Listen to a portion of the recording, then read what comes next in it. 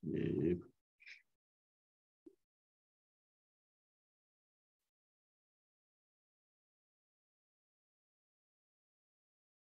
Oke, selamat sore teman-teman semua. Kita lanjut materinya, ya, masih pembahasan yang kemarin, ya, fluida statis, ya. Kemarin kita belum ini ya, apa namanya, belum selesai ya topik bahasannya ya.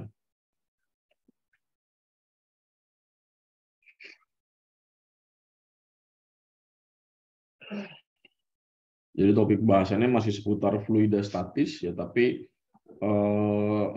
specifically about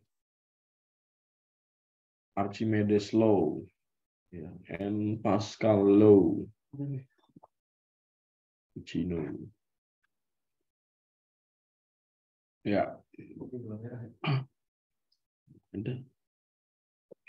Ya, jadi pertama gue akan menjelaskan tentang hukum Pascal.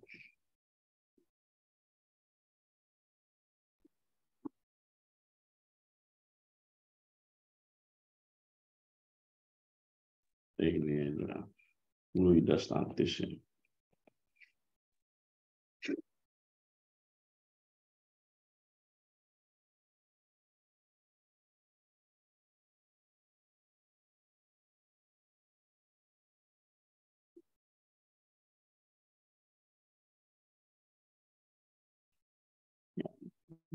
Hal ini akan menjelaskan tentang hukum Pascal.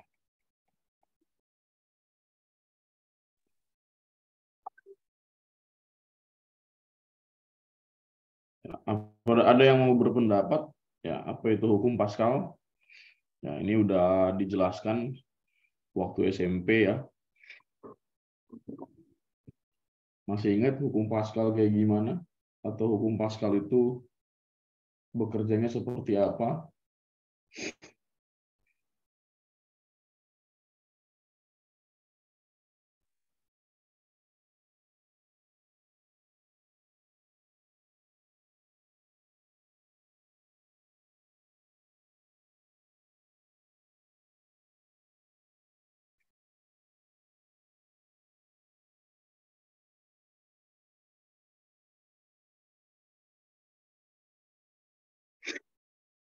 Yang pompa hidrolik, ya, salah satu aplikasinya adalah pompa hidrolik. Ya, ya, oke. Jadi hukum Pascal ya, sesuai dengan namanya. Hukum Pascal dipopulerkan oleh ilmuwan yang bernama Blaise Pascal. Ini dia orangnya. Dari mana ini?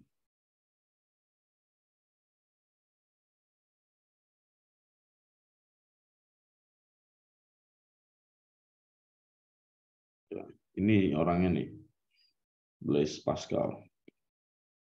Cuman gue udah edit, tapi mana ya? iPad saya nggak ada. Drive saya nggak ada. Oke, nggak apa-apa. Kita pakai ini aja. Salah. Nih, enggak. Hukum Pascal dipopulerkan pertama kali oleh ilmuwan Prancis yang bernama Blaise Pascal.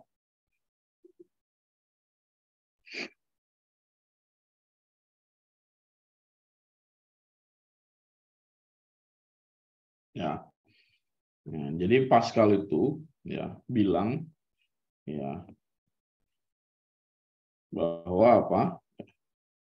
Kemarin kan kita udah belajar konsep ya bahwa eh, pada suatu bejana ya kan, pada suatu bejana yang eh, lubangnya itu beda ya, luas ya, luas dari penam lubang yang berbeda, ya, dia akan mengalami tinggi yang sama ya kan. Tinggi yang sama ini itu sebagai konsekuensi dari tekanan yang sama di titik yang bawahnya gitu kan.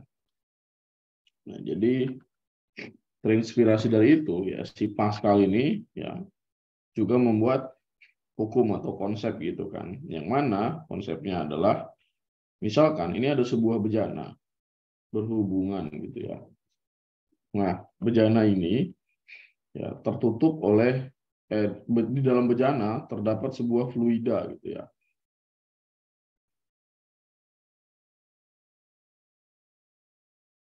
Ini adalah fluidanya gitu ya.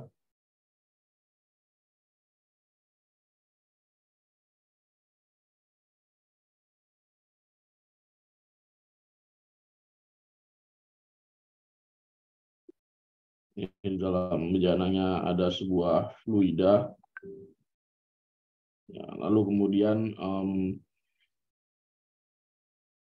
di atasnya itu terdapat sebuah penutup gitu ya. Penutup ya. Penutupnya itu berbentuk silinder gitu ya atau tabung gitu. Nah, jadi ini zat cairnya ya. Zat cair atau fluida.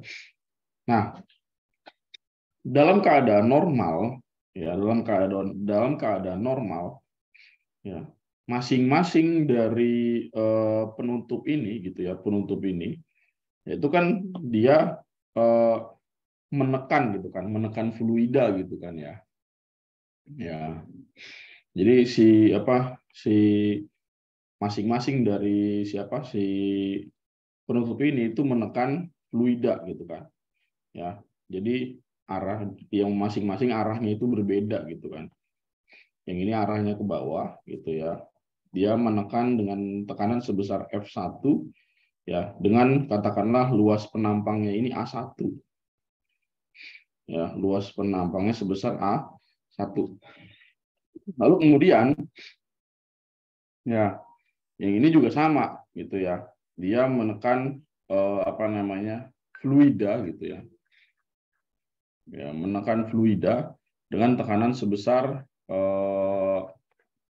F2 gitu ya. Nah, apa yang terjadi? Ya, ketika misalnya ya, ini apa fluida menekan ini ya, fluida menekan siapa si penutup ini dengan tekanan sebesar F2 ya, F2 ya, dengan ya luas penampangnya ini A2. Jadi alurnya adalah ketika penampang ini menekan gitu ya, ya tentu fluida yang ada di bawahnya juga ikut menekan gitu kan. Lalu distribusi tekanannya sama gitu kan. Ya. Nah, kemudian setelah si luas ini atau penampang yang sebelah sini diberikan tekanan tambahan gitu ya. Jadi ini dalam keadaan normal, belum ditekan. Lalu kemudian terdapat gaya eksternal gitu kan ya yang menekan si penutup ini gitu ya. Yang mengakibatkan dalam keadaan normal gitu ya. Jadi ini gua kasih keterangan ya. Ini ya, dalam keadaan normal ya, fluida mengalami ya, tekanan ya dalam keadaan normal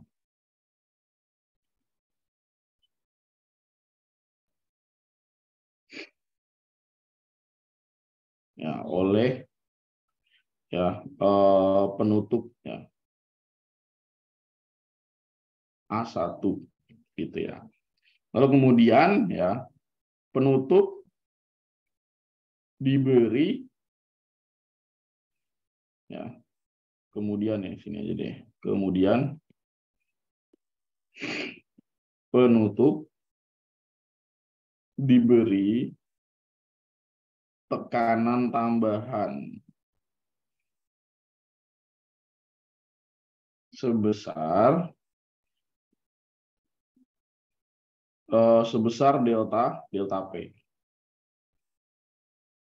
Ya.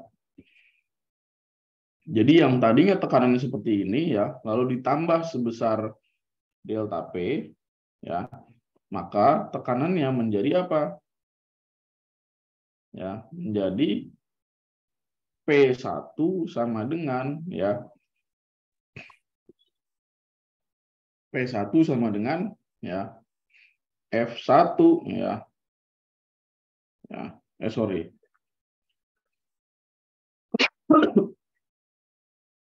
Ya,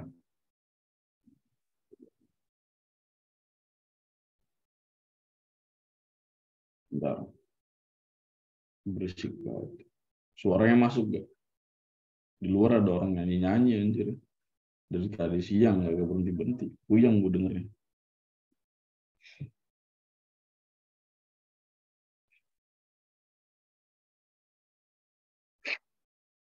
Ya. Jadi siapa si tekanannya gitu ya, tekanan delta P-nya ya itu didefinisikan ya, tekanan delta P itu didefinisikan sebagai apa? Ya, F1 ya, F1 per A1 gitu ya. F1 ya sama dengan F1 per A1 gitu. Jadi di keadaan normal ya ditambah dengan tekanan sebesar delta P. Nah, delta P ini ya juga memberikan tekanan terhadap siapa? Terhadap penampang yang di sebelahnya gitu kan. Jadi nyamber gitu atau mendistribusikan tekanan dengan besar yang sama yaitu delta P gitu. Ya. Nah, lalu kemudian ya di sini gua ceritakan juga bahwa ya tekanan pada ya A1 didistribusikan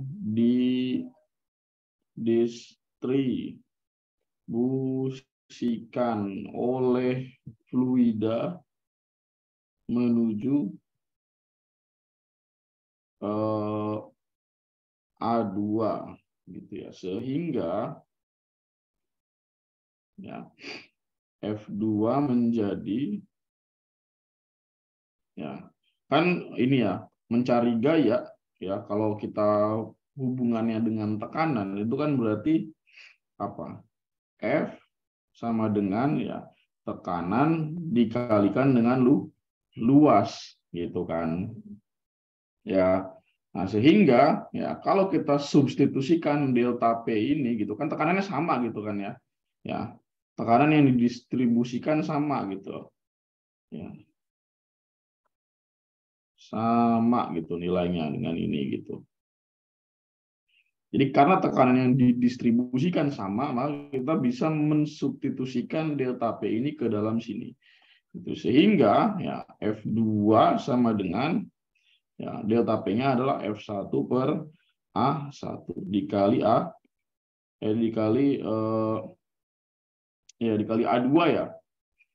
Dikali A2 gitu. Atau bisa juga F2 sama dengan ya A2 per A1 dikali F2 gitu. Ya. Di mana ya A2 ya bukan A2 sih. A aja ya. Jadi gua ini besar universal ya. F adalah gaya ya. Satuannya Newton dan A adalah apa? Luas penampang. Ya. Nah, karena bentuk dari si penutup ini kan mengikuti ini apa namanya pipa gitu ya. Jadi kayak silinder gitu kan. Jadi luasnya ini yang dipakai adalah luas dari silinder. Di mana luas silinder itu adalah apa? Luas penampang silinder itu adalah lingkaran gitu kan. Jadi yang dipakai adalah lingkaran gitu. Nah, jadi nanti bisa pakai I R kuadrat atau bisa juga pakai 1/4 pi D kuadrat kayak gitu.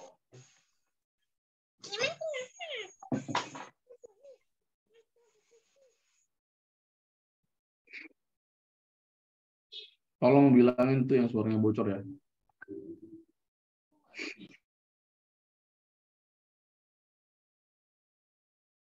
Ya, kayak gini ya. Jadi inti dari si hukum Pascal ini adalah apa?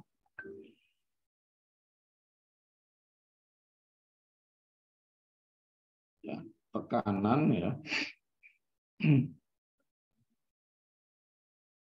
Tekanan yang didistribusikan oleh fluida pada sebuah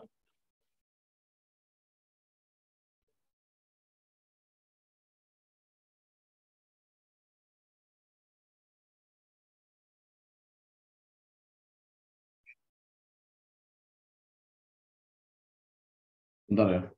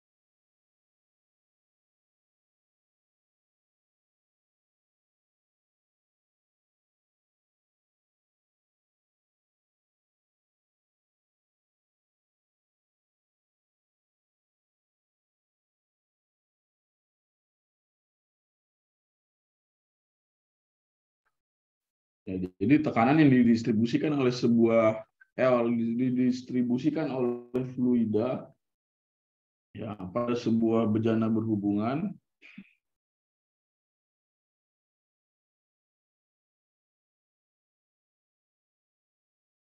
sama besar.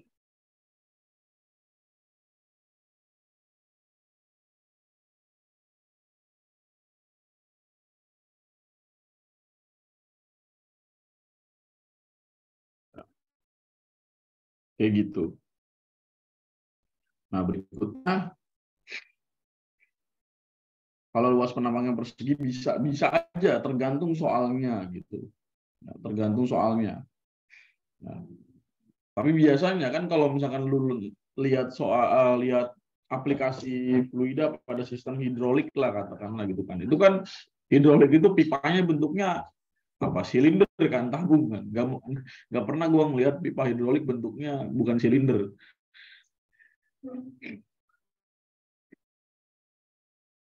Selalu sama, nggak mungkin beda. Itu udah syarat dari fluida statis gitu kan. Karena kalau nggak dipenuhi sama, maka itu udah masuk dinamis namanya. Jadi selalu sama.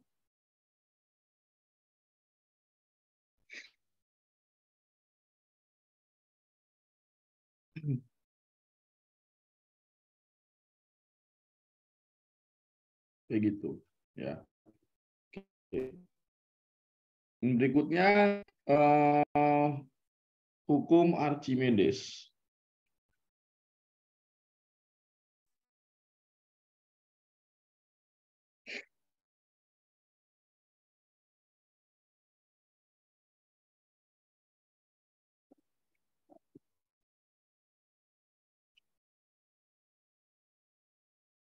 Ya, berikutnya hukum Archimedes. Ya sesuai dengan namanya, yang nemuin nama orangnya ya Archimedes gitu kan.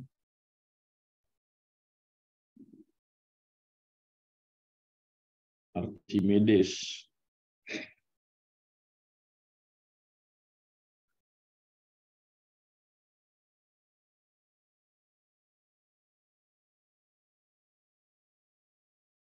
Ya, Archimedes ini adalah keponakan dari Raja Hieron kedua gitu yang berkuasa di Yunani, entah tahun berapa gue lupa.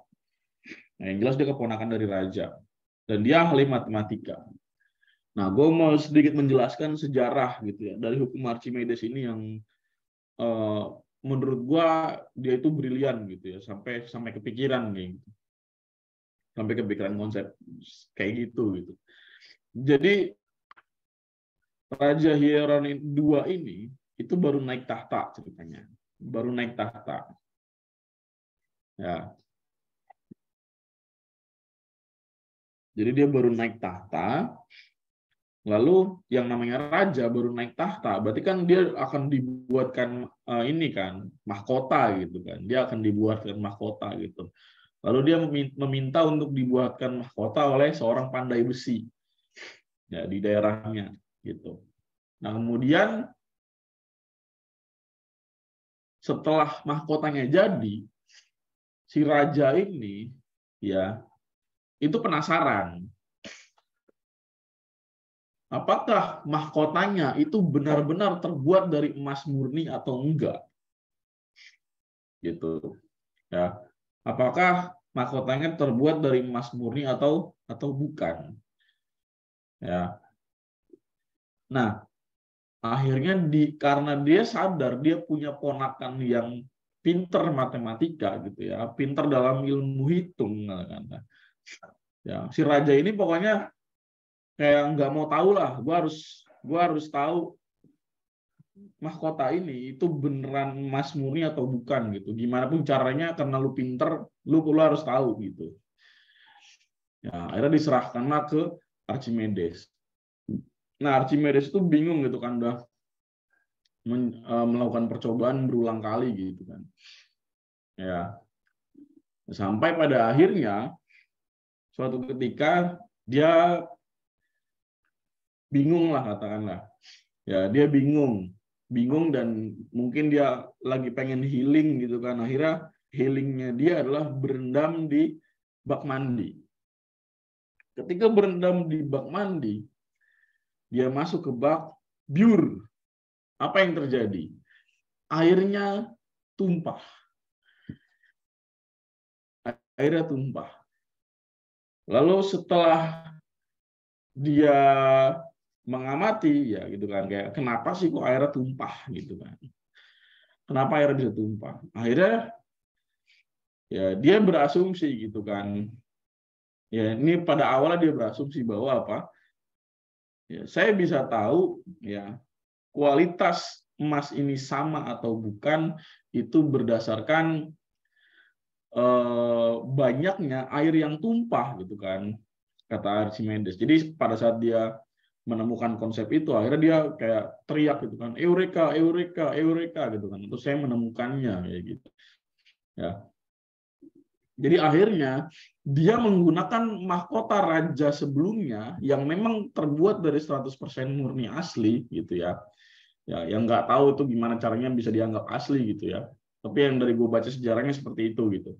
Jadi dari emas yang asli ini gitu ya, emas mahkota yang asli dengan mahkota si raja yang kedua ini itu dicelupkan ya di dalam sebuah wadah yang volume airnya sama. Nah, ternyata pada saat diuji ya, air yang tumpah dari emas murni dengan air yang tumpah dari si raja, si mahkota raja itu beda volumenya, beratnya beda. Nah, berarti apa? Emas yang dari mahkota raja yang kedua itu tidak asli. Karena apa? Volume air yang tumpahnya itu berbeda. Kayak gitu. Hingga pada akhirnya raja mengetahui hal itu dan marah. Lalu si pandai besinya itu terkena hukuman ya apa? Kepalanya dipenggal. Ya, kepalanya dipenggal karena dianggap mengkhianati raja. Kayak gitu. Ya, jadi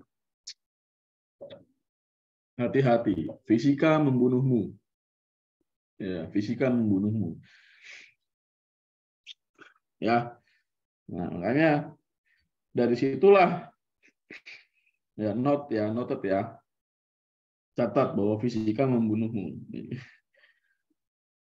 Ya, dari situlah si Archimedes itu membuat eh, konsep ya atau hukum ya dalam bentuk hukum berupa apa katanya ya untuk besarnya gitu ya besarnya gaya angkat sebuah fluida ya akan sama dengan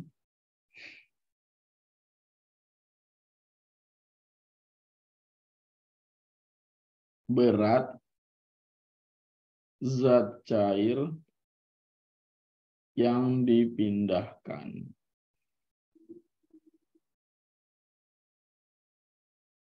Jadi dari konsep ini ya dia menggunakan apa? Menggunakan zat cair yang dipindahkan ini sebagai referensi gitu kan.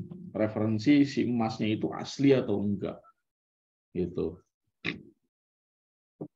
Ya, jadi dia menggunakan zat cair yang dipindahkan atau zat cair yang tumpah ini sebagai referensi itu. Dari emas yang asli ya sebagai referensi gitu. Nah, ya memang apa sih yang terjadi pada benda yang tercelup gitu kan? Jadi gini, fluida ya pada dasarnya pada dasarnya ya fluida dari konsep ini ya dari konsep apa Archimedes ya fluida memiliki gaya angkat. Nah, dari mana kita bisa tahu bahwa fluida punya gaya angkat? Gampang ya. Benda benda di dalam fluida itu akan lebih ringan daripada benda yang di darat. Jadi kita menimbang benda di darat ya dengan menimbang benda di dalam air yaitu berbeda. Atau mungkin kalian pernah merasakannya ketika menggendong teman di kolam renang itu jauh lebih ringan ketika menggendongnya di darat gitu ya. Nah, itu terjadi karena fluida memiliki gaya angkat gitu ya. Jadi gaya angkat fluida ya, ya gaya angkat fluida itu adalah selisih antara apa berat benda di udara dengan berat benda di dalam fluida. Kayak gitu. Ya, ini berat benda di udara. Yang ini berat benda di air atau di dalam fluida. Nah, ini gaya angkatnya.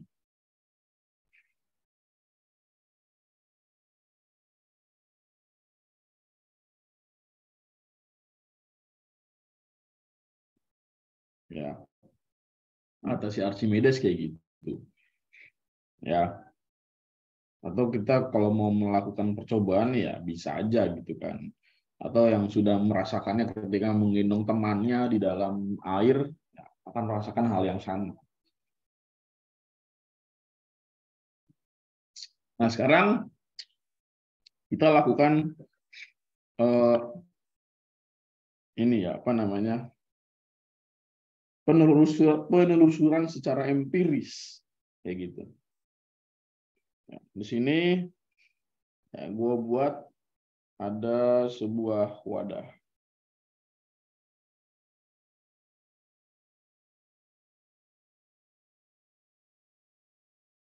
Ya, wadah yang berisi air.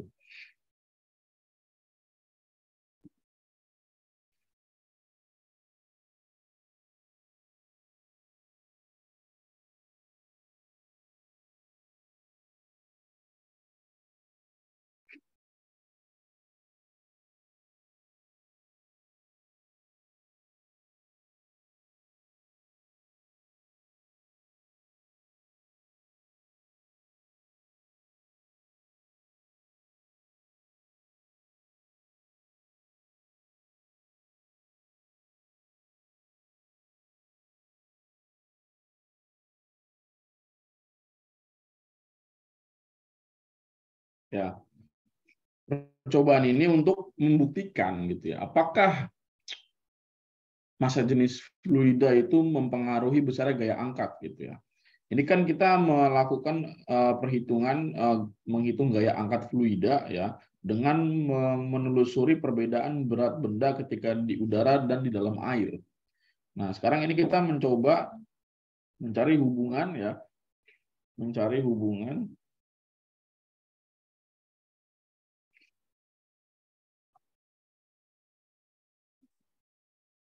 ya massa jenis dengan apa? Gaya angkat. Ya, di sini kita buat dia itu jenis fluidanya random aja ya. Ya, kita buat secara random. Nah, di dalam fluida ini ya, di dalam fluida ini kita punya misalkan sebuah bongkahan balok gitu ya.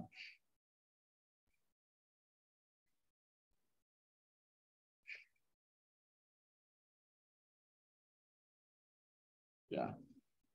Di dalam fluida terdapat sebuah balok yang sedang tenggelam.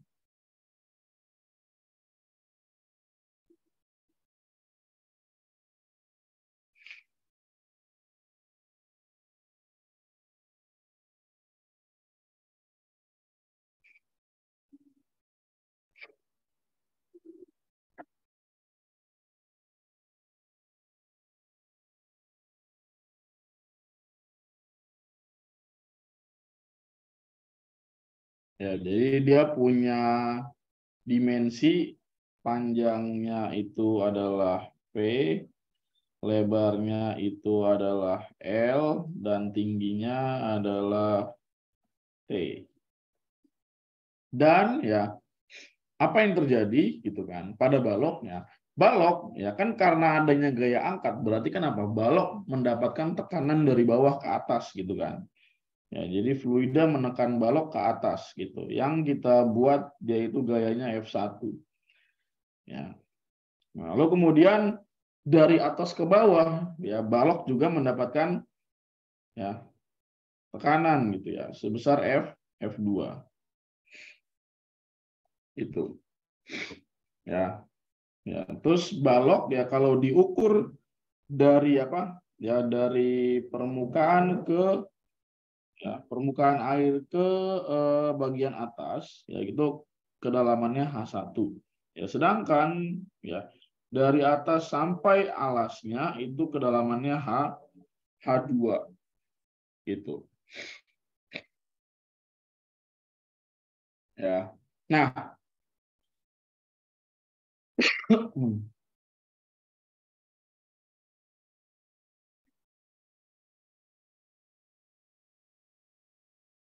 ya, nah kita bisa menghitung di sini ya, tekanannya total pada permukaan atas balok gitu ya.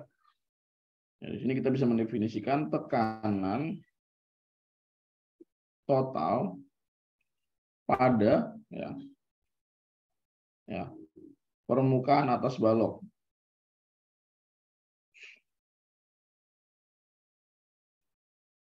Ya, jangan lupa ini di sini ada tekanan atmosfer gitu ya. Jadi ini molekul-molekul udara yang memberikan ya tekanan atmosfer yang diberi simbol PO di sini. PO, tekanan atmosfer gitu ya. Ya. Jadi bagian atas balok itu adalah F2 di sini kita definisikannya. F2 sama dengan ya tekanan atmosfer ditambah dengan apa? Tekanan hidrostatisnya gitu ya. Tekanan hidrostatis itu kan berarti rho G H1 ya. Nah, berikutnya ya, tekanan total pada ya, permukaan bawah balok. Gitu. Jadi bawah balok itu kan gayanya F1 ya. sorry, kok gaya sih. P-nya ini P ya, kok gaya. Nah, ini P2 ya. Ya. Ya, P2. Ini P1 ya berarti. Ya, berarti ini PO atau tekanan atmosfer ditambah dengan Rho G H2 gitu. Tapi di sini H2-nya kita substitusikan ya, H2 ya. Ini ngaco nih simbolnya nih. Harusnya hanya yang atas tuh H berapa ya? H1, F-nya F1 gitu ya. Untuk gua kebalik. Tapi nggak apa-apa lah. Ya, berarti ini PO plus ya. Nah, Rho G ya, H2-nya ini adalah apa? H1 ditambah dengan T gitu kan. Ya, H2 kan dari sini sampai sini. Ya, berarti kalau ya H1 kan dari sini sampai sini. Kalau H2 kan dari sini sampai sini. Berarti penjumlahan antara H1 dan T gitu ya. Jadi kita punya P1-nya adalah P0 tambah Rho G H1 dikali T gitu kan. Nah, ingat bahwa balok itu kan punya luas gitu kan. Nah, tekanan ini kan berarti gaya yang bekerja terhadap luas gitu kan. Ya. Jadi balok ya memiliki ya, luas ya alas dan tutup ya, yaitu A sama dengan apa? Panjang kali lebar ya kan? Ya. Panjang kali lebar. Ya. Nah, dengan demikian ya kita bisa mendefinisikan gaya gitu kan, gaya pada bagian atas balok.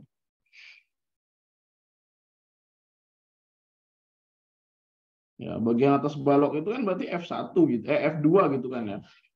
Di F2 sama dengan ya P2 ya, berarti P2 dikali A gitu kan. Berarti di sini F2 sama dengan P2-nya adalah ya P0 ya ditambah ya Rho G H1.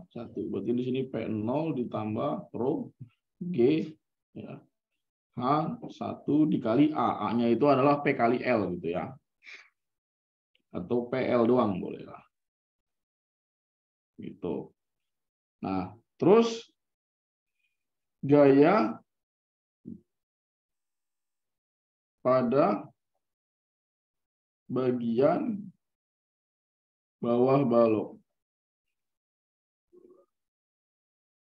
Ya, apa yaitu F1 sama dengan ya, berarti P1 dikali A gitu kan. Jadi F1 sama dengan P1-nya adalah P0 ditambah Rho G ya, H1 ditambah T ya, dikali P dikali L gitu kan.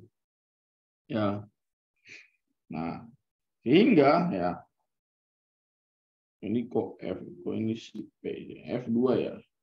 Nah, sehingga balok ini kan bisa melayang di sini ya di dalam fluida itu kan karena adanya resultan gaya gitu kan. Resultan gaya dari siapa? Dari antara F1 dan F2 gitu. Nah, jadi kalau kita gabungkan ya antara ini ya resultan gaya ya antara F2 dan F1 gitu kan. Ya, resultan gaya. Ya, resultan gaya ya antara F1 dan F2 gitu kan. Nah, berarti kan resultan gaya berarti gini. Ya, sigma F sama dengan ya F1 ke atas berarti positif. F2 ke bawah berarti negatif. Gitu. Berarti sigma F sama dengan F1-nya adalah P0 ya ditambah dengan Rho G ya H1 ya ditambah rho G ya T gitu kan. Ditambah dengan sorry. Ini masih bisa diterusin lagi ya.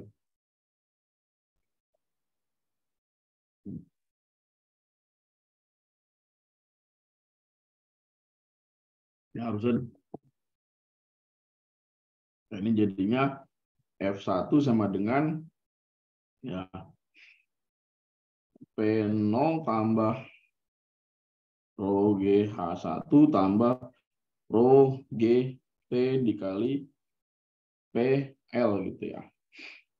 Ya, jadi ini yang disubstitusikan yang ini. Ya.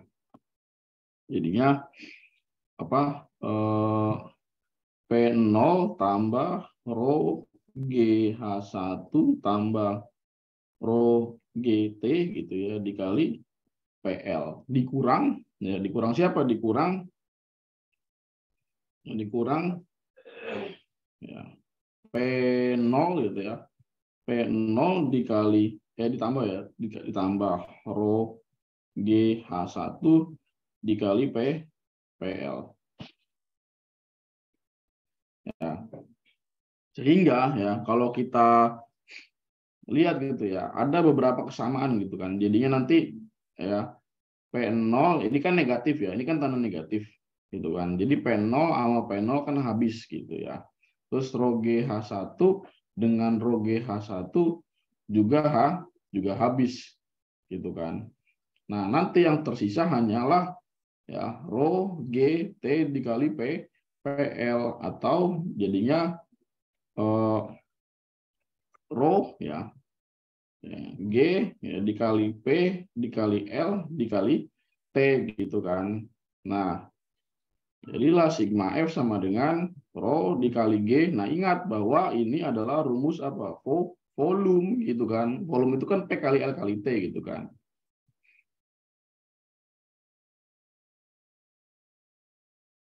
Gitu. Jadi rho dikali G dikali V. Ketemu dah rumus dari Archimedes gitu. Atau di sini FA ya, gaya angkat ya adalah rho dikali G dikali V. Ya, di mana rho adalah massa jenis fluida gitu ya. Massa jenis fluida ya. Dan V adalah ya ingat V adalah volume benda yang tercelup itu. Ya. Ya. Jadi di sinilah matematika atau proses matematis yang dilakukan oleh si Archimedes ya untuk memberikan atau menjelaskan hubungan antara massa jenis dengan gaya angkat fluidanya. Kalau ini kan hubungan antara perbedaan berat benda gitu kan ketika ditimbang di udara dan di air gitu. Nah, kalau ini adalah apa gaya angkat ya yang diakibatkan oleh massa jenis massa jenis fluida dan volume yang tercelup. Jadi dari massa jenisnya dan volume yang tercelupnya kita bisa menghitung besarnya gaya angkat yang dirasakan oleh benda ketika sedang berada di dalam sebuah fluida kayak gitu. Coba silakan dipahami.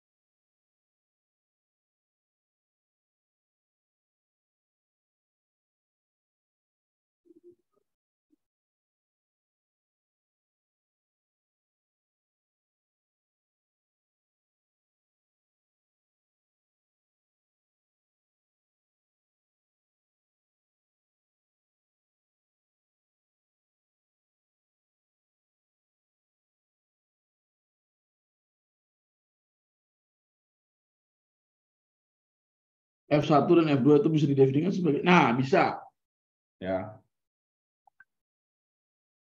ya ya, yang atas ya, yang atas itu bisa juga kita mendefinisikan sebagai gaya berat si bendanya gitu kan. Jadi benda itu kan secara alami memiliki gaya berat gitu kan, ya memiliki gaya berat gitu. Nah, di mana nanti kalau gaya beratnya lebih besar dari lebih besar dari gaya angkat, ya berarti benda akan tenggelam. Kalau misalkan gaya beratnya lebih kecil daripada gaya angkatnya, nanti benda terapung. Kalau mereka sama, maka nanti jadinya melayang di dalam air gitu.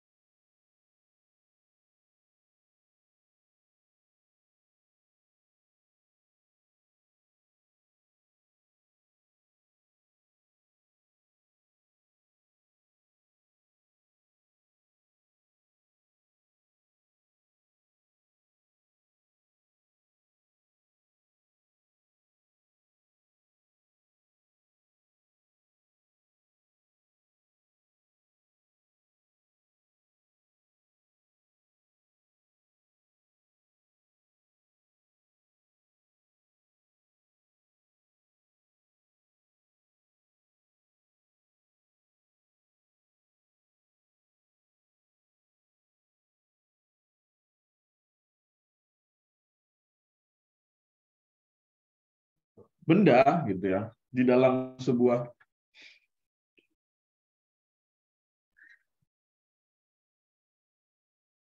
nah, kenapa kalau ke atas plus, kalau ke bawah min. Ya, ini kita pakai yang namanya diagram kartesius gitu kan. Diagram kartesius itu kan kalau y-nya, y vertikal ke atas itu kan positif. Kalau y vertikal ke bawah itu negatif kayak gitu. Jadi gue referensinya dari situ.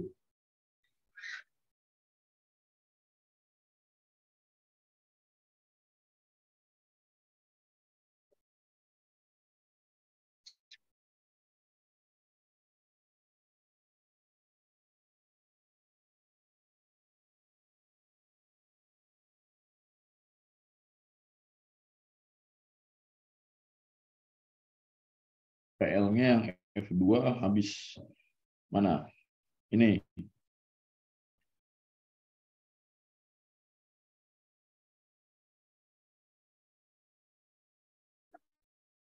Ini maksudnya.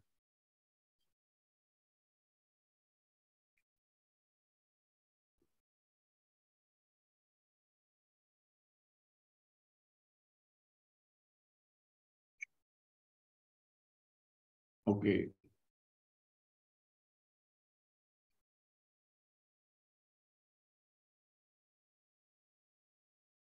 Salah gue juga sih sebenarnya.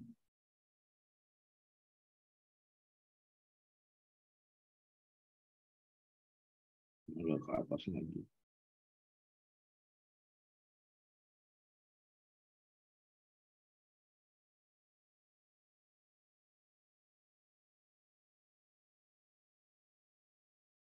Ini kita substitusiin ulang ya.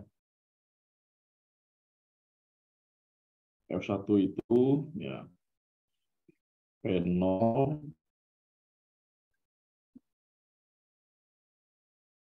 P0 ya, dikali PL ya, ditambah rho G H1 dikali PL ditambah rho G T dikali PL dikurang dengan F2. F2-nya adalah P0 dikali PL ya, ditambah rho G H1 dikali PL ya. Nanti ya dari sini ya yang hilang adalah PL ya, karena ini negatif ya, jadi dikurang, ini habis gitu ya. Terus rho GH1 PL-nya habis, yang sisa hanya ini. Ya, jadi memang harus diuraikan dulu. Ya. Tadi itu asumsi gua, ya, kalian udah paham gitu kan. Dari mana gue bisa kok kayak gini gitu kan. Tapi ternyata gue salah. Jadi ya gue jabarkan gitu. Jadi rho G ya P dikali L dikali T ya. Nah, rho dikali P dikali L dikali T ini adalah volume balon atau volume gitu ya. Jadinya rho FA sama dengan rho G P.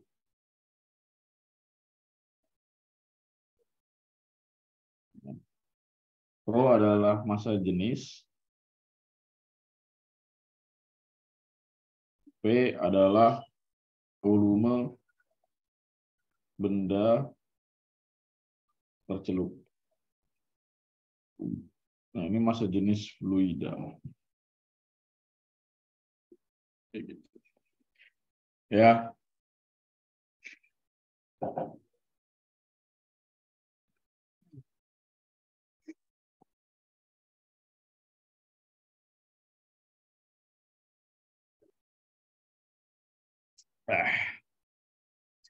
Oke.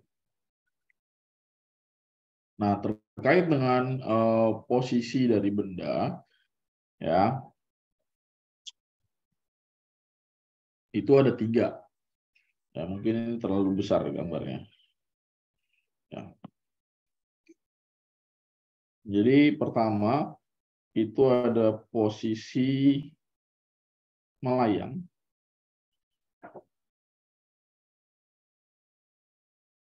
Bukan melayang, mengapung. Yang kedua ada posisi melayang.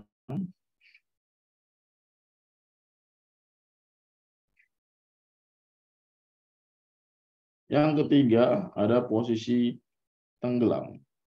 Tenggelam itu literally dia benar-benar ada di bawah, gitu ya.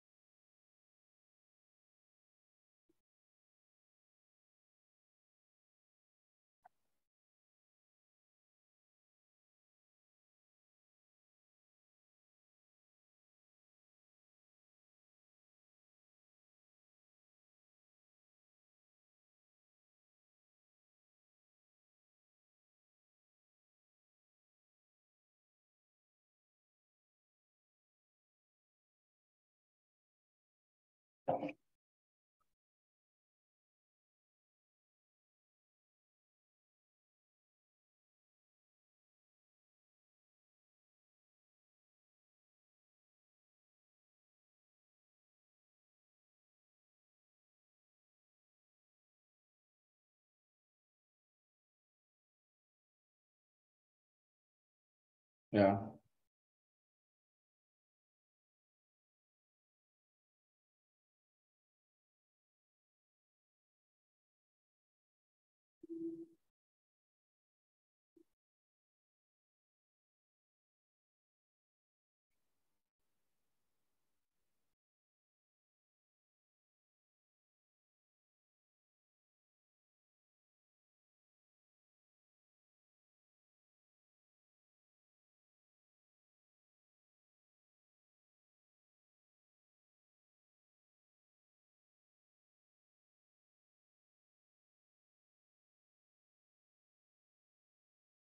Recording in progress.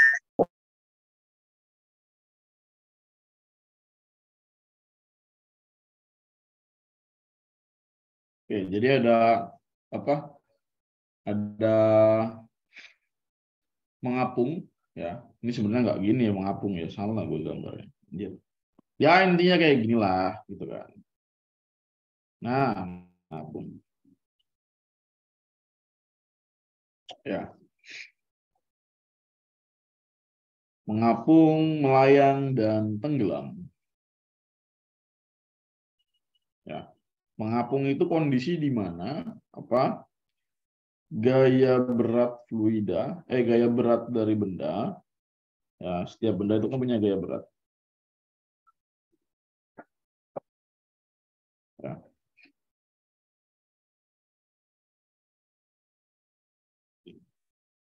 Ini posisi. Ini 1, ini 2, 3. Ya. Nah, 1 adalah kondisi mengapung. Ya. Mengapung itu menandakan bahwa massa jenis benda, ya massa jenis benda atau gini, gaya berat benda itu lebih ringan dari gaya angkat fluida. Ya. Nah, kalau kita uraikan, ya, ini, ya, kalau kita uraikan, ya W itu kan gaya berat ya, M kali G gitu kan. M kali G. Ya, kurang dari FA itu kan rho G V gitu kan. Ya, di sini kalau kita substitusikan M itu kan berarti ya, ini rho F ya. Rho fluida dikali G dikali V gitu kan. Nah, ya M itu adalah M, kalau rho itu M per V, berarti M itu rho dikali V ya. Berarti ini rho benda, ya, rho benda dikali V gitu ya, dikali G, kurang dari rho fluida dikali G dikali V. Jadi bisa kita simpulkan bahwa apa? Kalau massa jenis benda lebih kecil dari massa jenis fluida, kondisinya yang terjadi juga akan mengapung, kayak gitu ya. Jadi rho benda ya, kurang dari rho fluida. Gitu. Jadi kondisi mengapung dipenuhi oleh seperti ini, gitu ya.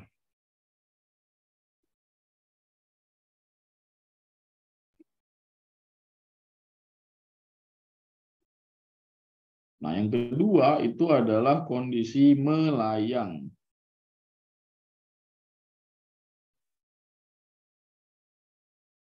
Ya, melayang itu tadi gitu kan. Kalau dia itu sama, kalau gaya berat benda sama dengan gaya angkat dari fluida. Ya. Nah, terus juga apa? Kalau massa jenis benda itu sama dengan massa jenis fluida gitu. Dan tenggelam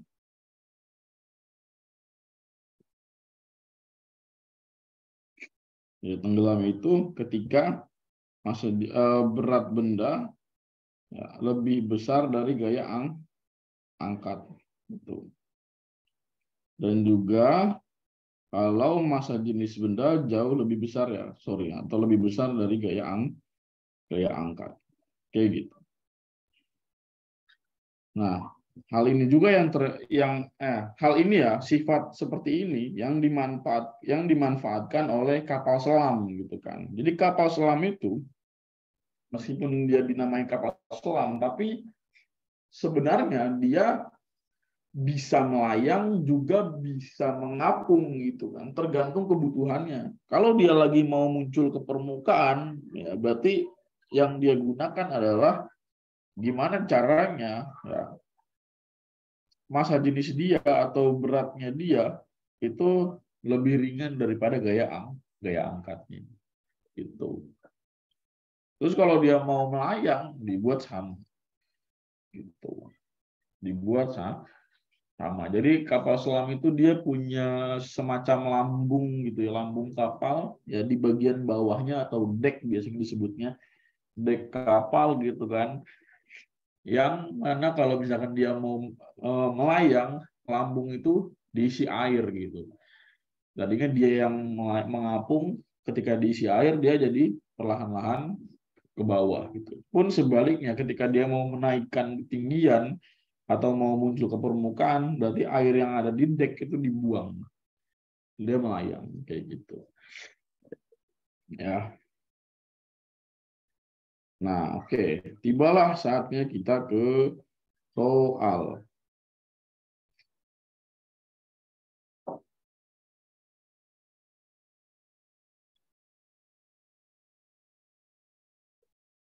Gue belum ngetik soalnya ya.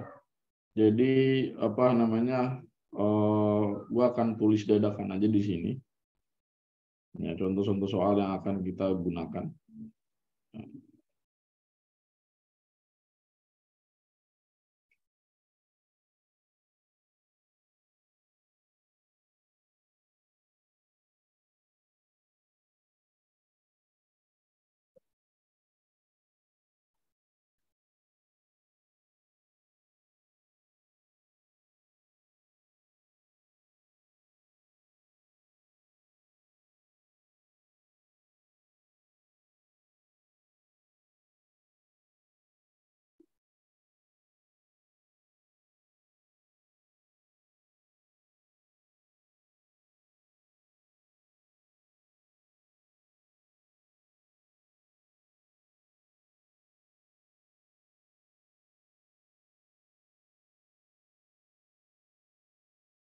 Oke, kita ke contoh soal.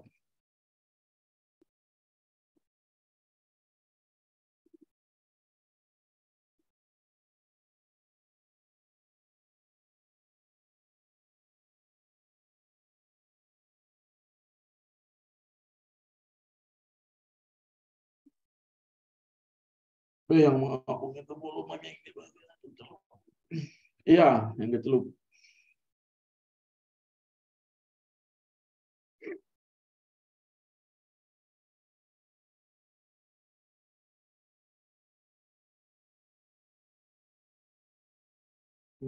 Mana ya?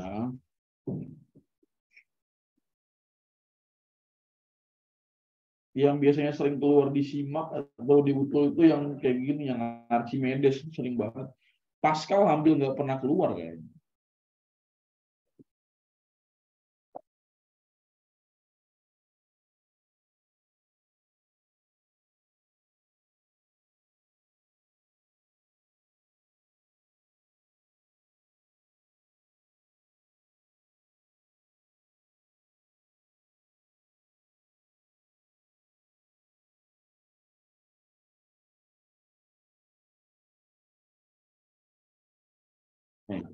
Nah, ini ya.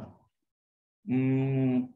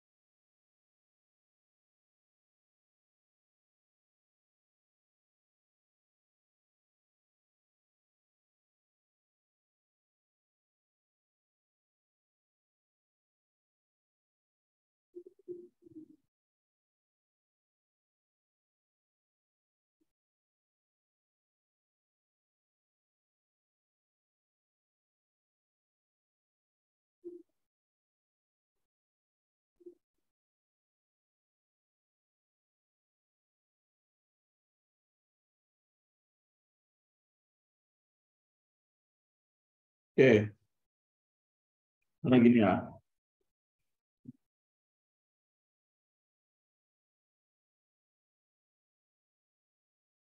Sebuah benda terapung gitu ya di danau, diamati dengan ternyata hanya seperempat bagian benda aja yang ada di permukaan air, sedangkan sisanya tercelup.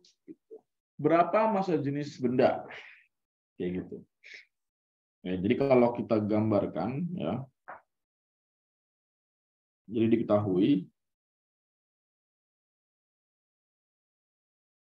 apa? Pertama ya, rho air, massa jenis air atau massa jenis fluidanya adalah 1000 kg per meter kubik. Dan kalau kita gambar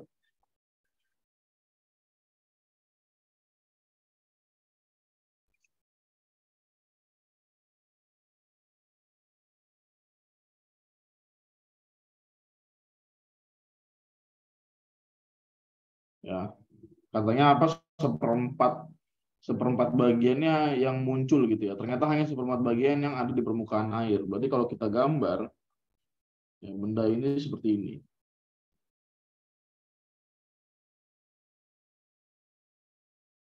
ya. Ini apa namanya,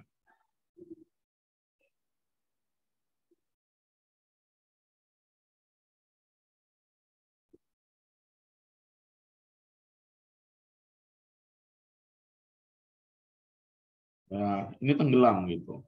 Jadi ini seperempat bagian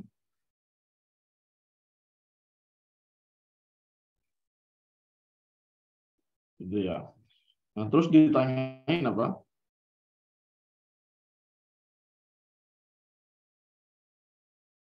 Ya, ditanyain berapakah massa jenis benda ya atau rho benda.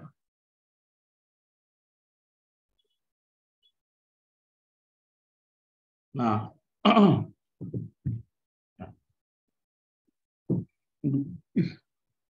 nah dari gambar ini ya, dari gambar ini kita bisa lihat bahwa apa?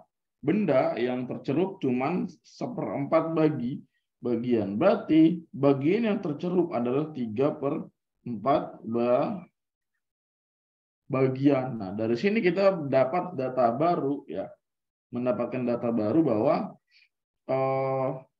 volume yang tercelup gitu ya, V tercelup itu adalah 3/4-nya dari volume benda kayak gitu ya. Ya, nah, kemudian apa namanya? Ya.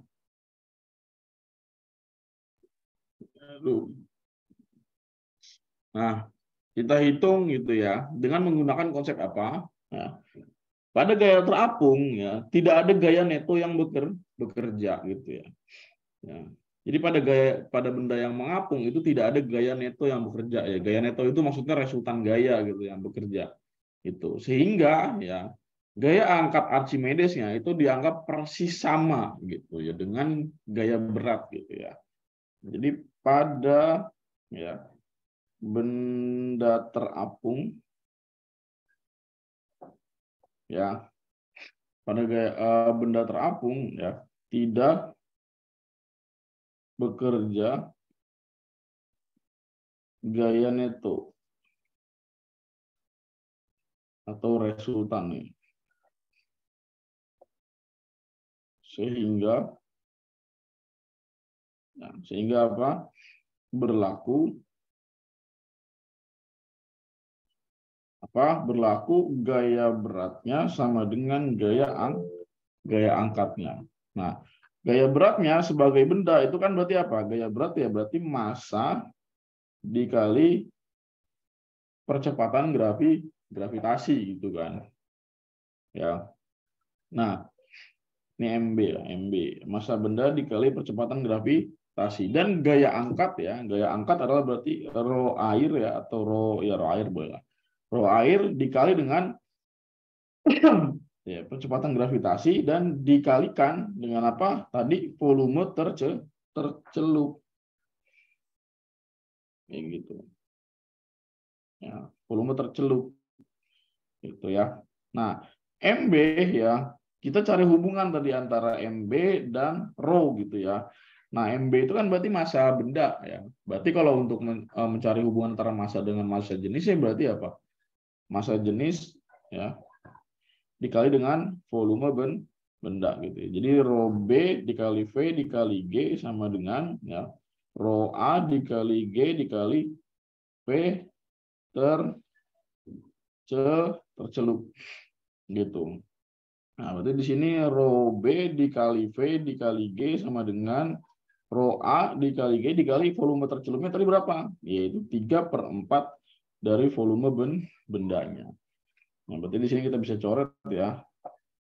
PG ya, P dan G. Ya. Berarti di sini untuk mencari massa jenis benda adalah 3/4-nya dari massa jenis fluida. Gitu. Berapa? Yaitu 3/4 dikali 1000. Yaitu berapa? 750 kilogram per meter kubik. Gitu. Ya.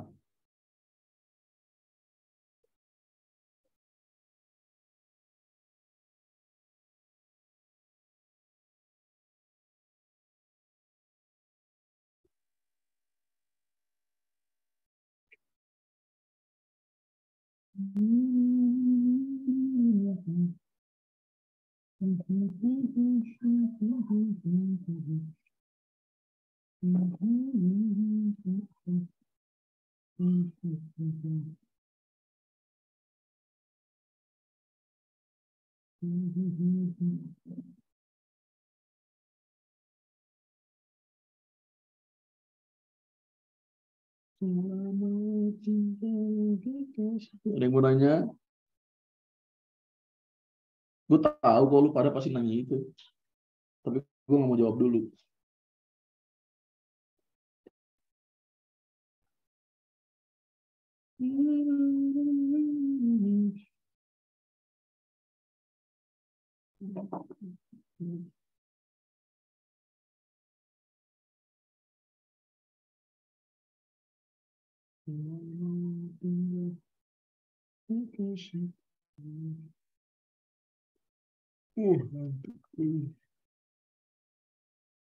Gak ada lagi nih selain pertanyaan bulan.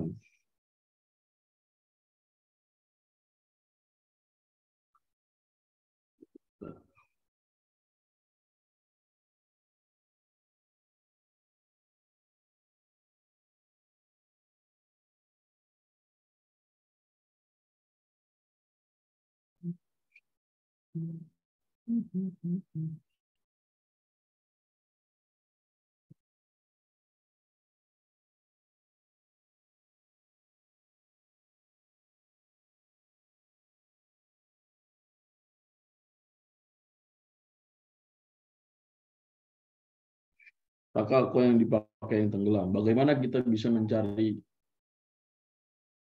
hubungannya dengan fluida kalau yang kita pakai itu yang tidak tenggelam atau yang terapung?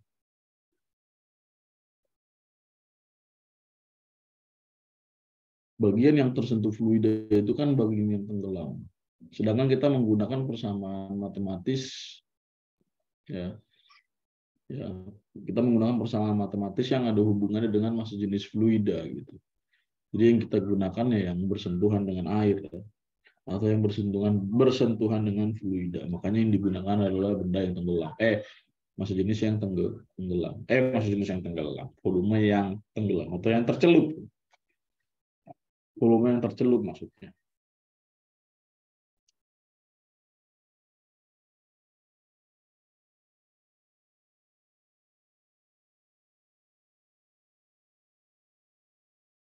Terapung itu literally dasar bendanya di atas fluida. Ya.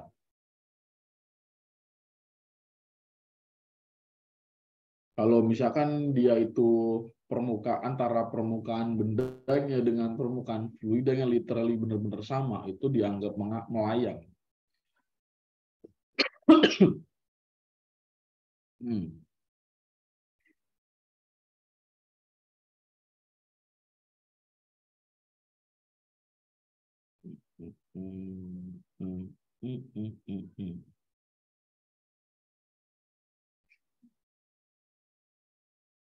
Ayo, Burhan tadi bertanya, pada saat kita ngitung, kenapa sama dengan? Ya, pada saat kita menghitung, kita pakai sama dengan. Padahal secara teoritis, dia pakainya yang kurang dari. Ya, dia pakainya yang kurang dari. Ya, dia pakainya yang kurang dari. Sekarang, secara logika, kalau kita pakainya yang kurang dari, ya, kita pakai logika ya. Kalau kita pakai kurang dari, rho B, ya, rho B, ya, kurang dari 3/4-nya rho A. Berarti rho B kurang dari 3/4-nya 1000. Berarti rho B kurang dari 750. Kemarin kita baru belajar pertidaksamaan. Ya. Artinya, kalau rho B kurang dari 750, berarti ya kita punya nilai rho B yang memenuhi ya selama dia kurang dari 750. Ya kan? Ini kan artinya apa? Rho B kurang dari 750, berarti kita punya nilai rho atau nilai massa jenis yang 750, kurang dari 750. Nah, angka yang kurang dari 750 kan banyak. Bahkan apa? Sampai pada negatif tak hingga. Kalau kita pakai garis bilangan, ya kan? Ini kan katakanlah 750. Ya. Kalau kita membuat dia punya daerah penyelesaian kurang dari 750, ya, berarti akan sampai pada negatif tak hingga. Nah, sekarang mungkin nggak massa jenis benda itu sampai negatif tak hingga. Bahkan 0 aja udah nggak mungkin. Gimana, Burhan? Masuk akal nggak? Ya iya, masa nggak mungkin negatif gitu kan? Karena massa itu besaran skalar, jadi dia nggak mungkin negatif. Itu 0 aja nggak mungkin gitu kan? 0 aja nggak mungkin karena apa? Benda itu pasti punya massa gitu kan? Nggak ada benda yang nggak bermassa.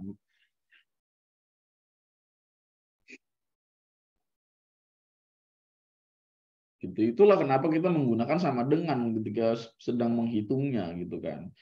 Nah, ini itu hanya konsep yang menerangkan ya atau logika berpikirnya ya kan. Ini konsep yang menjelaskan logika berpikirnya bagaimana bisa dia melayang ya karena gaya berat dia bagaimana dia bisa mengapung ya karena gaya beratnya lebih ringan daripada gaya angkatnya.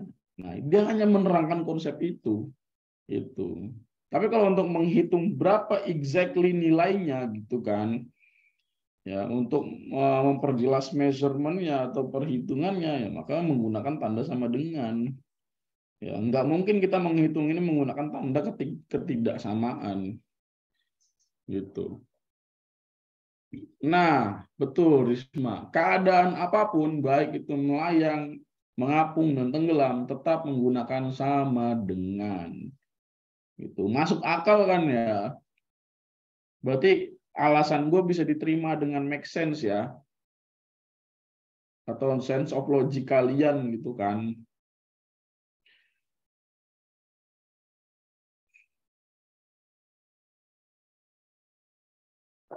Kayak gitu. Gue juga dulu awalnya kayak Burhan nanya gitu kan. Waktu sekolah sampai gue kuliah tuh nggak pernah terjawab kenapa dia pakainya sama dengan tapi konsep ininya itu kurang dari gitu kan. Terus buat apa kalau kita nulis di sini kurang dari ujung-ujungnya yang kita gunakan sama dengan juga gitu kan. Ya akhirnya gue menemukan jawabannya sendiri. Itu nggak ada yang ngejelasin ke gue.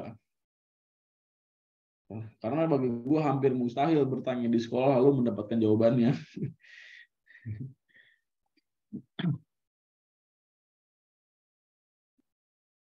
Jadi intinya gimana, Be? Ulang. Buset. Berarti dari tadi lu nggak dengerin gua. Dengerin makanya. Ya. Ini kan pakai tanda ketidaksamaan itu untuk menerangkan logika logika berpikirnya gitu kan, untuk menjelaskan logika berpikirnya. Logika yang seperti apa?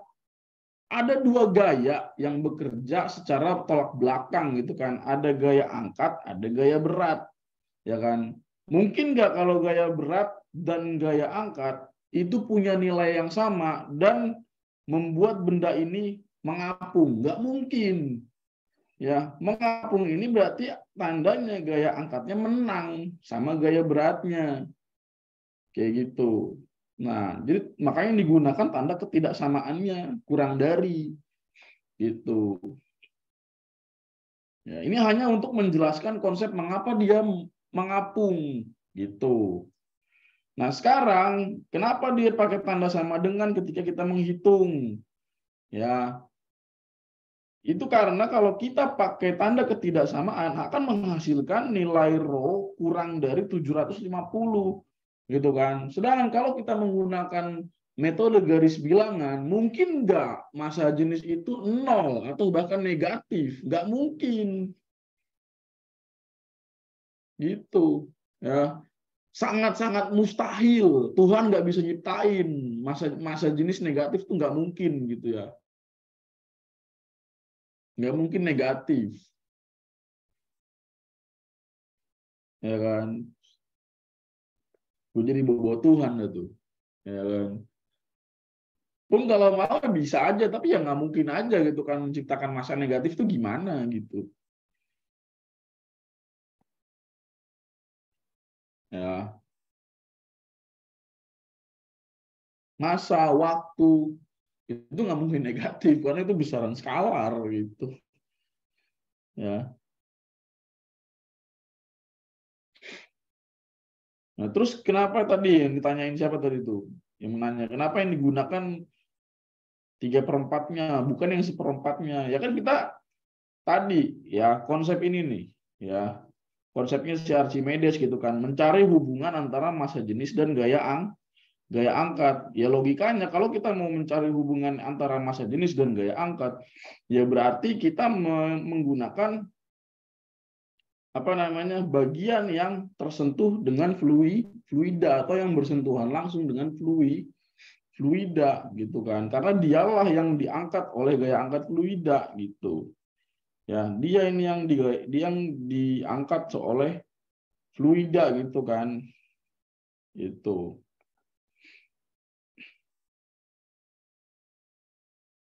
Simpelnya kayak gitu. Logika kalau ngapung berarti fluidnya lebih kuat. Iya, logikanya apa kalau kalau dia mengapung berarti fluidanya lebih kuat, ya kan, daripada benda kayak gitu.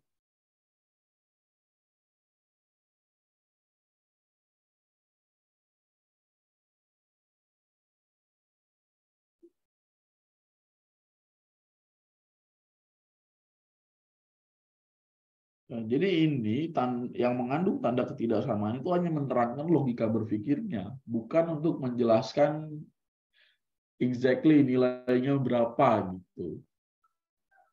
Bukan menggunakan tanda sama dengan, bukan menggunakan tanda ketaksamaan kayak gitu.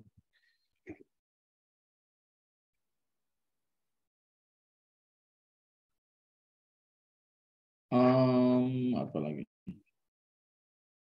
Dulu lagi gak ya? Bentar, gua cari soalnya dulu.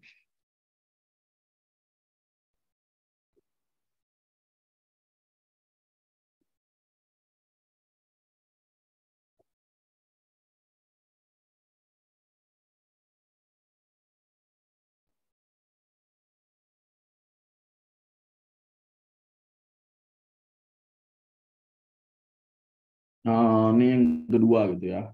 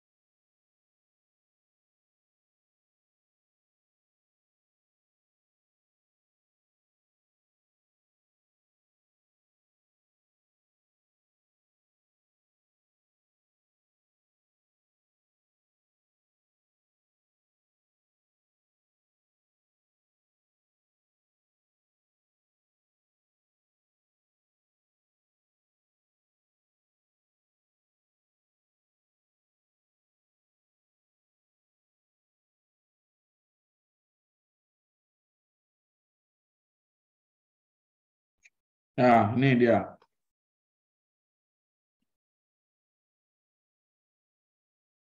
Oke, kalau misalnya bendanya ada di dua zat cair, tinggal nambahin. Maksudnya yang mana? Oh, yang tadi ini. Ya, tinggal nambahin massa jenisnya doang gitu.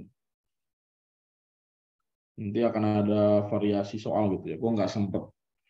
Ya, nanti aja kalau kalian mau masuk mandiri gitu kan. Itu udah apa namanya tumpah ruah nanti latihan soal gitu. Sekarang kan cuman pengenalan aja atau bukan pengenalan sih, kayak ya reminder lah kalian tuh materi-materi fisikanya gitu kan.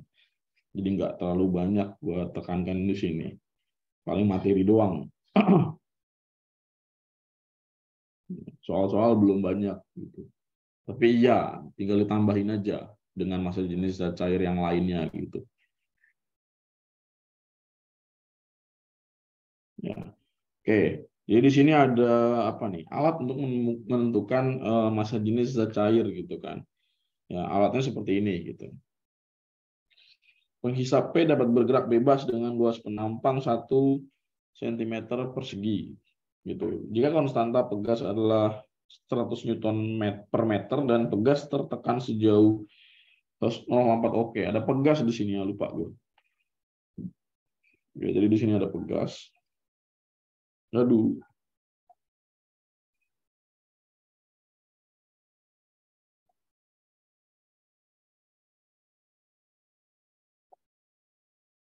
Gitu ya. Jadi nanti apa namanya? Ini ada tekanan ntar dari sini gitu kan.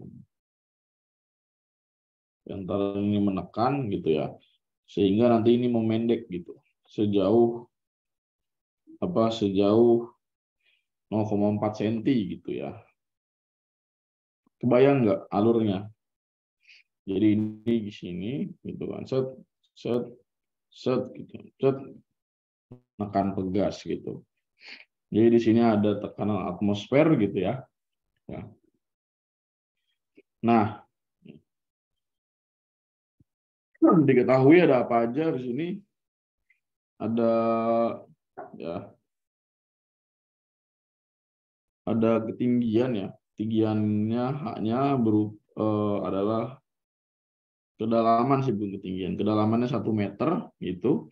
Terus pertambahan panjang pegasnya atau komen di tepatnya itu 0,4 ya, 0,4 cm ya, atau 0,4 kali 10 pangkat min 2 meter gitu.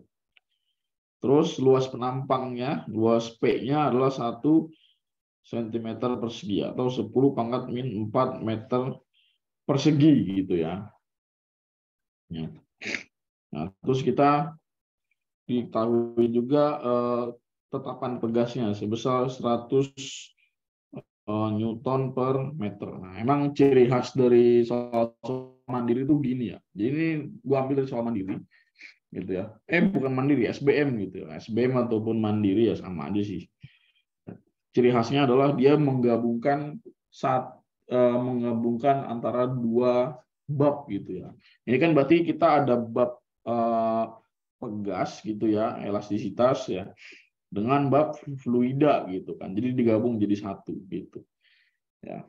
Jadi masih relate gitu. Nah ini ya kita bisa selesaikan ya dengan konsep apa tadi? Ya, distribusi gaya gitu kan. Jadi distribusi gaya yang diberikan oleh fluida itu kan selalu sama gitu kan. Artinya ketika nanti fluida memberikan gaya gitu kan, ya pada apa namanya pada benda ini sebesar F1 gitu ya. Ini adalah F1. Nah, nanti ya kan fluida pegas ya. Pegas itu juga akan memberikan gaya yang arahnya berlawanan gitu kan. Ya. Ya. Fluida yang pegas yang gaya pegasnya yang arahnya berlawanan gitu ya. Jadi kayak apa namanya? Air mendorong gitu kan. Pegas juga mendorong air gitu. Makanya di sini pemendekannya kan sangat pendek sekali ya, sekitar 0,4 cm ya. Itu karena dia itu kayak beradu gitu kan. Gitu. Ya. Ya. Karena apa? Pegas itu kan punya gaya pemulih kan. Gaya pemulih itu kan bekerjanya berlawanan dengan gaya utama gitu kan. Makanya dia arahnya berlawanan dengan F1 gitu. Ya. Jadi di sini ya besarnya gaya pemulih ya. Konsep yang digunakan adalah besarnya ya kesamaan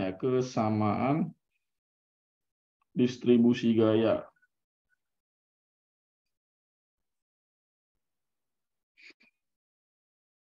oleh fluida gitu ya.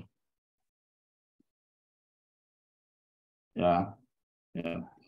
Apa sama dengan ya, ya gaya oleh fluida sama dengan gaya pemulih pada pegas gitu ya. Jadi F1 ya itu besarnya sama dengan F2 gitu ya. Ya, F1 sama dengan F2. Nah, F1 ya F1 itu apa? F1 itu kan gaya fluida ya. Ya, gaya itu kan tekanan ya, tekanan dikalikan dengan luas ya kan. Sama dengan ya F2 itu nanti penjumlahan antara gaya pegas itu kan rumusnya K dikali X atau delta X juga sama aja gitu ya. Ditambah dengan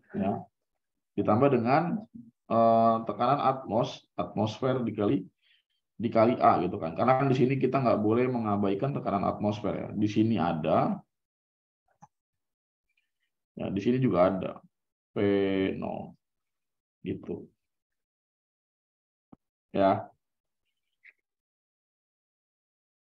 jadi kalau diuraikan di sini P0 ditambah dengan ya, karena di sini berada di kedalaman 1 meter, maka apa namanya, kita nggak boleh mengabaikan yang namanya tekanan hidrostatis. Jadi di sini ada rho G H gitu ya, dikali dengan A gitu ya. Sama dengan ya K dikali X ditambah ya P0 tekanan atmosfer dikali A. Jadi di sini di gambar ini tekanan atmosfer tidak diabaikan gitu. Nah, sekarang kita uraikan di sini ya. P0 dikali A ya. Ya, P0 dikali A ya berarti P0A gitu ya. P0A ditambah dengan Rho G H A sama dengan Kx plus P0A. Ini hilang, ini hilang. Nah, kita mau mencari apa? Massa jenisnya ya. Ya, berarti di sini Rho sama dengan Kx per G H dikali A. Berarti Rho sama dengan K-nya adalah berapa? 100 ya. Dikali X-nya tadi 0,4 kali 10 pangkat min 2 gitu. Per G-nya kita asumsikan 10 ya, H-nya 1 ya.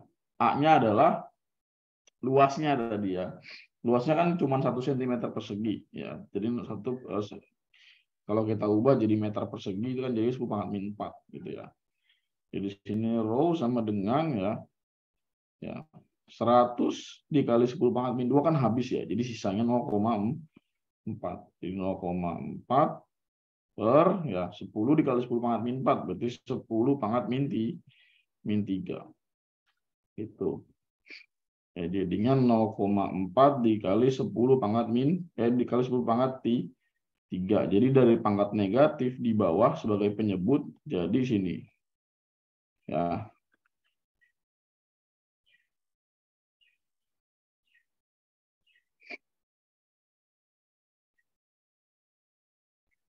Ini kan 0,4 cm. Konversi jadi meter. Ada yang salah dengan konversi gua?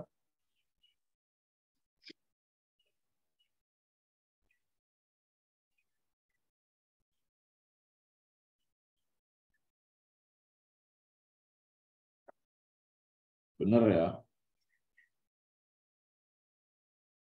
Jadi 0,4 dikali 10 pangkat 3 berapa? 400. Satuannya apa? Kilogram per meter kubik. Gitu. Lu salah lihat, Faki. Mungkin lu ngiranya di sini 0,04. 0,0 berapa? 0,4 dikali 10 pangkat ini jadinya 4 atau apalah gitu. Mungkin lu salah lihat gitu. Jadi ini hasilnya adalah 400 kg per meter kubik. Ya. Mungkin apa ya?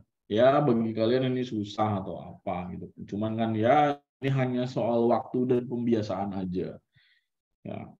Toh di Mandiri atau di Mandiri itu kan kalian tidak dituntut untuk benar semua kan. Yang paling tidak beberapa ada yang kalian bisa gitu kan.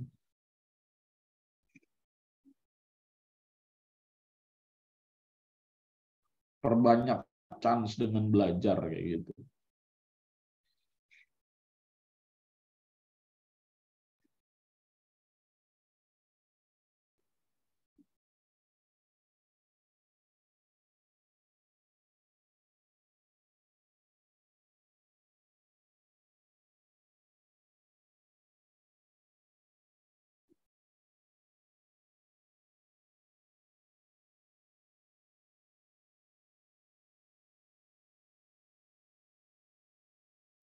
Yang mana? Yang mana horizontal, yang mana vertikal? Gue hanya melihat penampangnya cuman ini, bukan ini.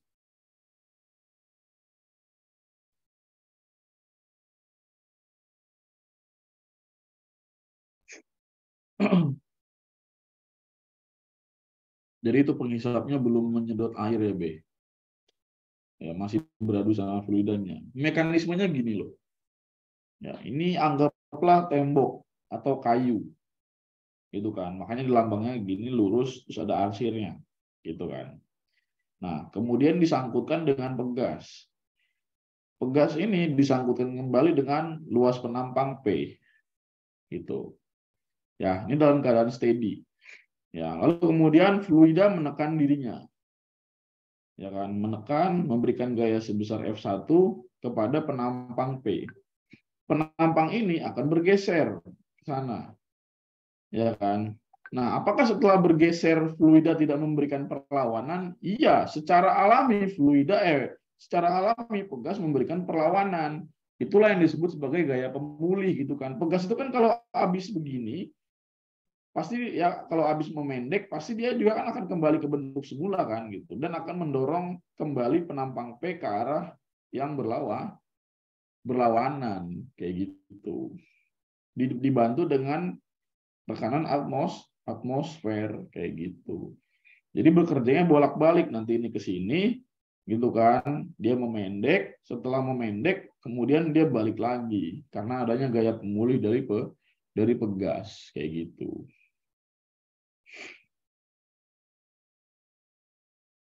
Mekanisme kerjanya kayak gitu.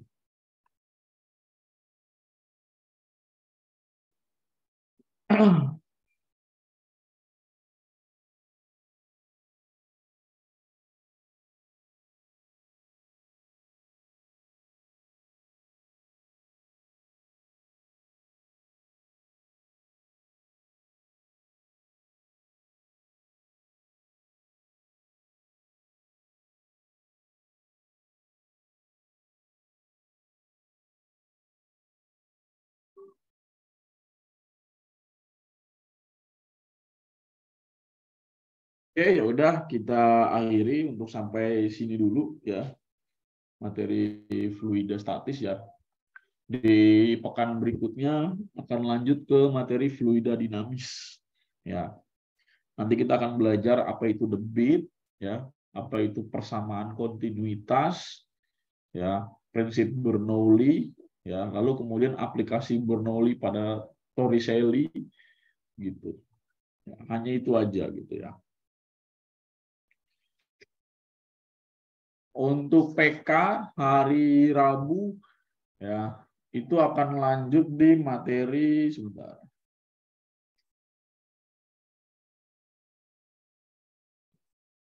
Persamaan dan pertidaksamaan eksponen.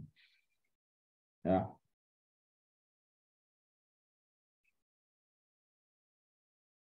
Ingat-ingat PK di hari Rabu akan bahas persamaan dan pertidaksamaan eksponen.